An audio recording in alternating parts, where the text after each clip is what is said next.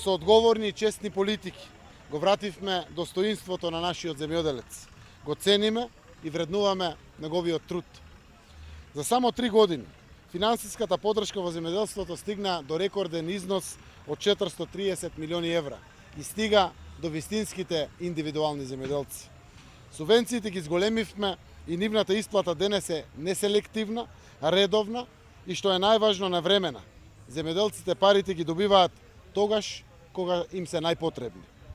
За производството на тутун, по која е позната општина Кривогаштани, но и целиот Прилепски регион, обезбедивме зголемување на субвенциите и тоа 80 денари за прва класа, 70 денари за втора класа и 60 денари за трета, четврта и дополнителните класи. Тоа значи повеќе пари кај земјоделците кои одгледуваат оваа култура, но и мотив да одгледуваат поквалитетни класи на тутун.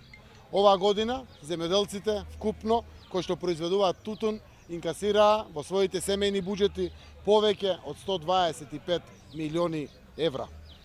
Заложбата на СДСМ во следните 4 години е јасна. Поддршката кон тутунопроизводителите, но и кон сите земјоделци, градинари и сточари ќе продолжи да расте уште повеќе. Обезбедуваме годишна финансиска поддршка за земјоделството и руралниот развој од 200 милиони евра. Воведуваме целосно субвенционирање на зелената нафта за нашите земјоделци. За да обезбедиме сигурен пласман, градиме 3 огромни нови откупно дистрибутивни центри по државата. Поддршката кон младите земјоделци, кон жените земјоделки продолжува уште повеќе и уште подобро. Обезбедуваме и субвенционирање на платите од 3000 денари на ново вработените работници во земјоделското стопанство помлади од 25 години.